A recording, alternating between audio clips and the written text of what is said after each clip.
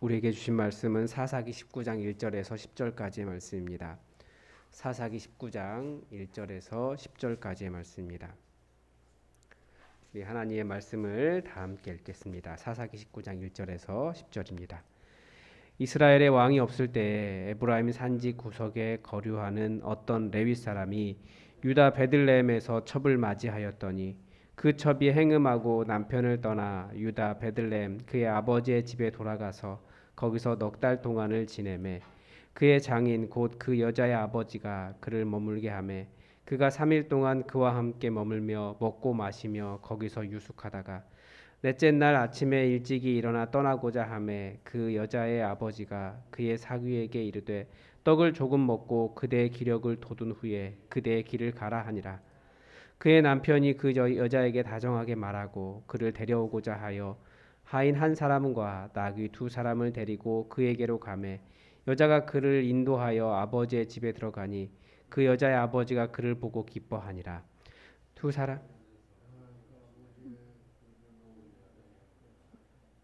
네. 두 사람이 앉아서 함께 먹고 마시매 그 여자의 아버지가 그 사람에게 이르되 청하노니 이 밤을 여기서 유숙하여 그대의 마음을 즐겁게 하라 하니 그 사람이 일어나서 가고자 하되 그의 장인의 간청으로 거기서 다시 유숙하더니 다섯째 날 아침에 일찍이 일어나 떠나고자 하매 그 여자의 아버지가 이르되 청하노니 그대의 기력을 돋우고 해가 기울도록 머물라 하므로 두 사람이 함께 먹고 그 사람이 첩과 하인과 더불어 일어나 떠나고자 하매 그의 장인 곧 그 여자의 아버지가 그에게 이르되 보라 이제 날이 저물어 가니 청하건대 이 밤도 유숙하라. 보라 해가 기울었느니라. 그대는 여기서 유숙하여 그대의 마음을 즐겁게 하고 내일 일찍이 그대의 길을 가서 그대의 집으로 돌아가라 하니 그 사람이 다시 밤을 지내고자 하지 아니하여 일어나서 떠나 여부스 맞은편에 이르렀으니 여부스는 곧 예루살렘이라. 안장 지은 나귀 두 마리와 첩이 그와 함께 하였더라. 아멘. 네. 네. 어, 이제 우리가 사사기를 보고 있는데 사사기에 열두 사사가 모두 나왔습니다. 그런데 12사사의 이름들을 보면 어, 계속 말씀드리지만 우리가 생각하는 그런 하나님의 세우심을 받고 이스라엘을 바르게 인도했던 사사들이 아닌 경우들이 있습니다. 아비멜렉, 돌라, 야일 이런 경우들이 다들 하나님께서 세우신 사람이기보다 자기가 왕이 되겠다라고 일어났던 사람들, 그 사람들도 어쨌든 이스라엘을 다스린 상황이기 때문에 사사다라고 그렇게 표현을 하고 있습니다. 그리고 이 열두 사사에 대한 이야기가 끝난 이후에 그리고 이번에 마지막으로 사사기를 정리하면서 이 미가 집안의 제사장 그리고 단 자손 사건, 레위인의 첩 사건을 이야기합니다. 지금 보면 전부 다 제사장과 관련된 일입니다. 이 제사장은 모세의 자손입니다. 그리고 이쪽은 이제 아론 계열의 제사장이라는 것을 알 수 있습니다.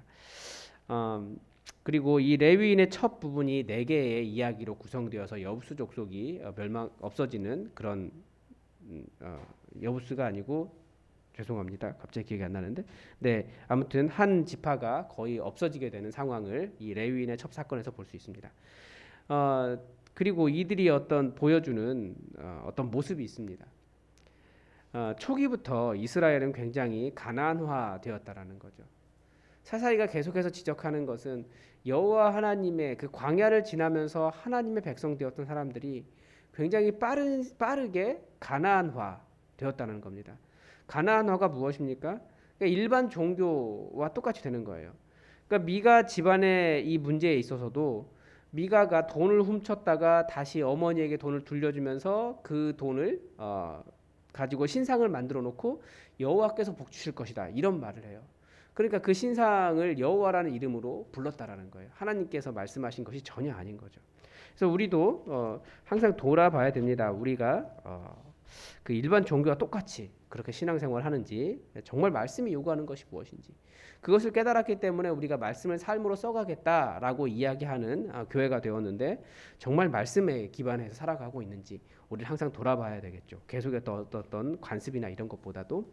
그래서 첫 번째 보여주는 것이 이스라엘의 종교적인 타락이었습니다. 다른 신들을 섬기고 이방신들을 섬기고 종교적인 타락에 대한 문제를 이야기하고 있다면, 그리고 두 번째는 윤리적인 타락에 대한 문제를 다루고 있습니다. 이 레위인의 첫 부분이 아주 그 부분을 잘 보여주고 있습니다. 그래서 제가 여기다 물음표를 찍어놨는데, 이 윤리적 타락이라고 하는 것이 무엇인가? 성경이 처음부터 하나님께서 너무나 마음 아프게 이스라엘이 윤리적으로 타락했다라고 하는 부분에 지적하는 부분이 있어요. 뭐 돈에 대한 부분들도 물론 들어있고, 뭐 다른 사람에게 폭력적인 것들, 이런 것들 다 들어있지만, 성경이 하나님이 굉장히 안타깝게 보시는 윤리적인 타락의 부분이 하나가 있습니다. 그게 무엇인지 이 앞으로의 이 사사기의 남은 본문을 통해서 볼 수 있습니다. 이제 오늘은 그 기브아 폭행 사건의 배경을 설명하고 있습니다. 이 내용이 지금 20장 28절에 보면 비느하스 시절이거든요. 그러니까 비느하스 시절이니까 그 아론의 아들 시대 아닙니까? 그러니까 모세가 죽은 이후에 100년 그 이내의 사건입니다. 가나안에 막 정착해서 아직 여전히 죄송합니다. 네, 가나안에 막 정착해서 얼마 되지 않은 그런 시기의 일입니다. 그러니까 어제 단자손 이야기도 마찬가지 그거와 똑같습니다. 1절에서 이스라엘의 왕이 없을 때 그렇게 이야기하고 있습니다. 사사기가 단순히 왕만 이야기하는 것이 아니에요. 이미 아비멜렉을 통해서 왕도 모두가 같은 왕이 아니다라고 하는 것을 보여줬던 것처럼, 단순한 왕이 아니라 사사기는 하나님을 경외하는 제대로 된 왕에 대한 필요를 제시하고 있습니다. 그러니까 이미 이 앞부분부터 계속해서 다윗과 같은 왕, 성경 전체는 다윗과 같은 왕을 이야기하고 있거든요. 하나님을 경외할 줄 아는, 여러 가지 삶에 흠이 있을 수는 있지만 그러나 하나님을 경외하기를 포기하지 않았던 그 다윗과 같은 왕에 대한 이야기를 하는 겁니다. 그래서 그런 사람이 없었기 때문에 이런 일이 있었다라고 지금 이야기하고 있는데요. 에브라임 산지 구석에 거류하는 어떤 레위인이 유다 베들레헴에서 첩을 맞이했다라고 되어 있습니다. 지금 성직자인 레위인이 가지고 있었던 어떤 가치관을 보여줍니다. 그리고 당시 어떤 윤리적인 상황을 보여줍니다. 지금 여기서 이 레위인도 뭐 당연하게 뭐 자기도 첩을 맞이하겠다 뭐 이런 것을 한 것 같아요. 근데 문제는 뭐냐면, 우리나라에서 첩이라고 하는 단어는 그래도 아내의 지위를 조금은 가지고 있는 것 같습니다. 그런데 여기서 사용하고 있는 첩이라고 하는 단어는 이 첩의 지위를 가진 아내와 두 번째 아내라고 하는 단어는 다릅니다. 이 첩이라고 하는 단어는 어떤 의미냐면, 이 여인을 성적 대상으로 사용하기 위해서 들여온 아내, 뭐 그런 의미입니다. 그러니까 굉장히 그 한 사람에 대해서, 한 인격에 대해서, 이 지금 레위인이 약간 나이가 있는 것 같은데 이 그 늙은 사람이 가지고 있는 것이, 더군다나 성직자라고 하는 사람들이 가지고 있는 것이 성적 욕망만 있었던 거예요. 얼마나 사람을 도구화하고 있었는지, 성적 대상으로 간주했는지, 그 도구화하고 있는지, 이것이 이 모든 사건의 발단이라는 겁니다. 그리고 여기서 행음하고 남편을 떠났다라고 이야기하고 있는데, 이 부분에 대해서 여러 가지 이야기들이 있더라고요. 이 행음이라고 하는 것, 이스라엘은 자기 남편 되는 사람을 떠나는 그런 것을 전부 다 행음이라고 이야기하기 때문에 떠나는 행위 자체를 지금 비난을 하고 있는 것 같은데, 아무튼 좀 뭐라고 할까, 이 첩이라고 하는 단어가 일반적인 그런 아내와는 다른 단어입니다.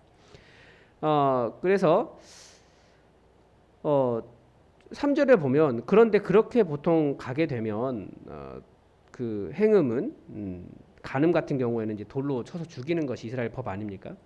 근데 여자가 도망간 이유를 행음으로 기록하고 있긴 하지만, 레위인이 가서 그녀를 설득을 합니다.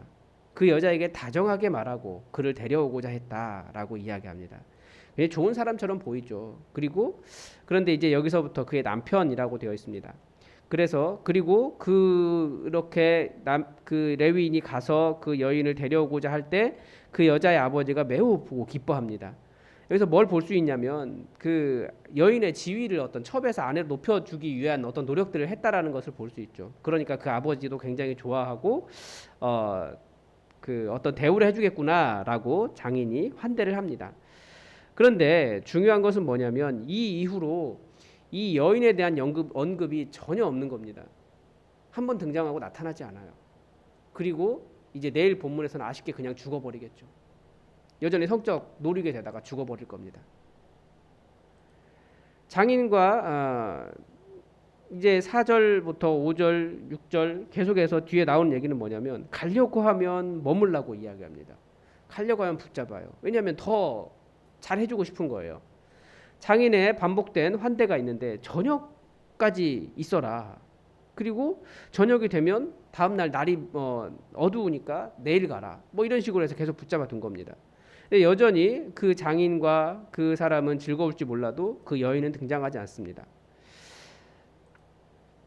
계속해서 여인은 등장하지 않습니다. 그냥 그 얘기예요.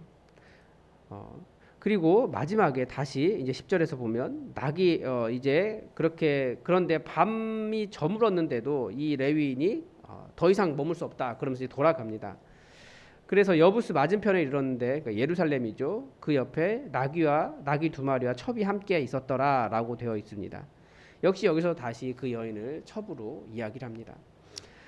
그러니까 이스라엘의 어떤 윤리적인 타락을 우리가 이야기할 때 그 당시의 윤리와 지금의 윤리의 기준은 분명히 다르다라는 것을 알 수 있습니다. 그런데 성경은 처음부터 특히 모세오경은 인간을 특히 여인을 자신의 성적인 쾌락을 위해서 짓밟는 행위를 굉장히 크게 보고 있습니다.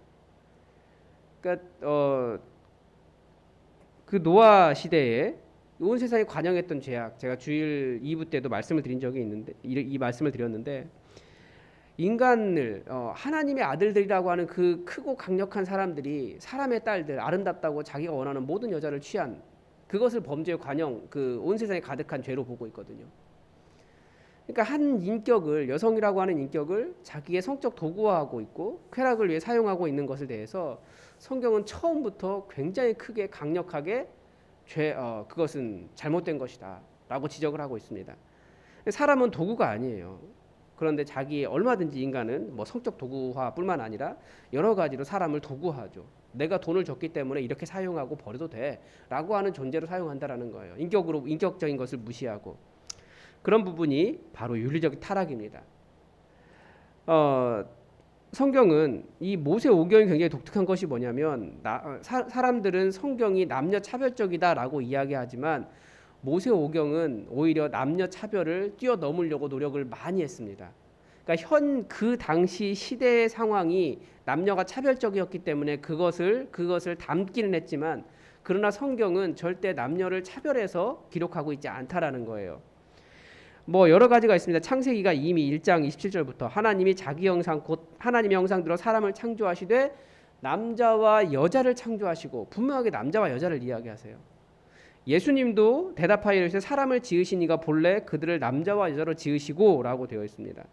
고린도전서에서도 그러나 주 안에는 남자 없이 여자만 있지 않고 여자 없이 남자만 있지 아니하니라. 남녀가 모두 창조되었다라고 이야기하고 모세오경, 창세기, 출애굽기, 레위기, 민수기, 신명기는 모든 사람을 이야기할 때 남자와 여자를 다 언급합니다. 한번 읽어보시면 다른 부분과 다르다라는 것을 알 수 있어요. 남자와 여자를 한꺼번에 언급을 해요. 하나님은 분명히 그렇게 창조하셨습니다. 무슨 말이냐면 처음에 하나님께서 뛰어넘기를 원하셨던 그 당시의 문화를 뛰어넘어서 바르게 회복된 이스라엘 공동체를 만들기를 원하셨던 그 남녀 이스라엘 공동체는 뭐 여러 가지 목적이 있지만 성차별, 남녀의 차별을 뛰어넘는 공동체를 지향했다라는 겁니다. 물론 그 시대의 문화가 문화적인 한계를 가지고 있지만 굉장히 큰 도전이었을 거예요. 남자와 여자를 동시에 언급하는 것. 그것도 뭐 지금으로부터 3,400년 전 뭐 이때 언급하고 있는 건 굉장한 일인 거죠. 그리고 심지어는 기업, 그 주어진 자기 부모로부터 물려받은 땅 아닙니까? 근데 그 기업을 여성에게도 물려줄 수 있도록 한 것이 아버지가 죽었을 때 아들이 없어서 그 기업이 딴 데 넘어가지 않도록 그 딸에게도 물려주도록 한 것은 굉장한 어떤 차별을 넘어가기 위한 노력이었다는 것을 알 수 있습니다. 그래서 우리가 윤리적인 타락을 생각할 때 뭐 여러 가지를 이야기하지만 우리는 성적인 타락을 먼저 생각해야 됩니다. 어떤 성적인 타락입니까? 사람을 도구화하는 거예요. 자기 성적인 쾌락을 위해서. 근데 이제 이 문제가 어디까지 이어지는지 사사기는 보여줍니다. 특히 이것이 성직자로부터 시작되었다는 것이 더 가슴 아프게 이렇게 기록되어 있는데 그것을 보면 하나님께서 얼마나 그 시대를 아파하셨는지 그리고 이 시대가 또 지금 우리가 살고 있는 이 시대가 굉장히 여성을 성적인 어떤 쾌락의 도구로 사용하고 있는데, 그리고 여성의 인격에 대해서 굉장히 무시를 하고 있는 그런 시대인데, 시대가 바뀌었다라고 이야기하지만 그건 어디까지나 그 괴로움 가운데 있지 않은 사람들이 하는 말이에요.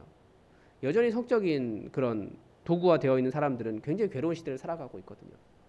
그래서 우리가 이 시대를 잘 이해하고 하나님께서 원하셨던 것이 무엇인지, 이 윤리적 타락이 무엇인지 함께 깊이 생각해 보셨으면 좋겠습니다. 여러분, 오늘도 말씀을 통해서 분명히 성령님께서 여러분에게 하신 말씀이 있을 겁니다. 여러분 간절히 그것을 붙잡고 또 성령님께서 말씀하지 않으셨으면 말씀해 달라고 간구하면서 여러분 계속해서 기도하시기 바랍니다. 기도하겠습니다.